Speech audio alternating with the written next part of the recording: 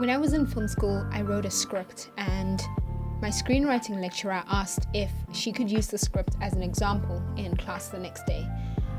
Of course, I agreed. Nobody knew who it was, and we basically got to see a script and, provide some criticism on it. Unfortunately, the criticism was brutal, and I really fell off writing scripts after that.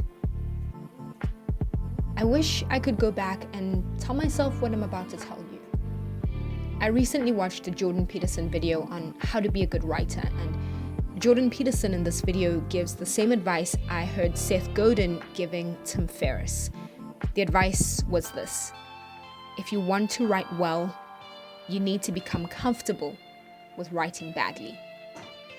If you want to come up with good ideas, you need to become comfortable with really bad ideas. I'm a recovering perfectionist. I hate the idea of having a bad idea. But you know what the human brain does best? Pattern recognition. It's why we're building AI based off the way the brain works. It's why we're building neural networks. If you have 100 bad ideas, your brain will eventually start to recognize patterns and start to separate the good from the bad much earlier. It's like meditating.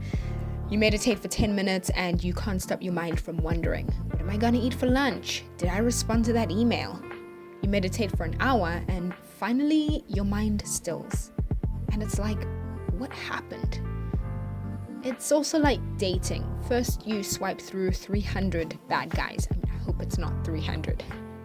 And you go on some of the worst dates imaginable. Thanks, Bumble. And then you one day swipe on Mr. Right. It's like many things in life. Sometimes the only way out is through. So what happened? Did Mr. Right all of a sudden appear? No, you appeared. Swiping through 300 people helped improve your taste, helped you figure out what you're actually looking for from the jump. So, for example, when I was in film school and I wanted to make a sci-fi thriller about an alien invasion, I was working through my first or second or third bad idea. I still needed to get through a whole lot more bad ideas in order to make room for the really good ones. But most people don't get there. I mean, I wanted to make a sci-fi thriller about an alien invasion, and now I still kind of want to make that, but Netflix, are you listening? But now I've cycled through so many ideas that I can see what ideas will actually work, which ideas are actually worth my time and worth my energy. Think about something you're really good at. Like, take a moment to think about the difference between you and an amateur in your field. What's the difference between you two? And if you are the amateur, what's the difference between where you are right now and where you want to get to?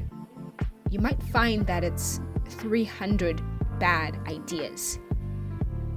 If you ask any successful entrepreneur if they hit gold with the very first thing they tried, most people will probably say no. Most people will say they've been building in the background for years. But other people will think that it's just luck. They just stumbled on a good idea that finally worked. And yes, there is luck and privilege involved, but there's also nothing lucky about increasing your odds at success. So, to sum up, generating bad ideas helps in two ways. First, it helps to get the storage out of your brain and let the really good creative energy flow. And second, it helps to develop your taste. So be patient with yourself.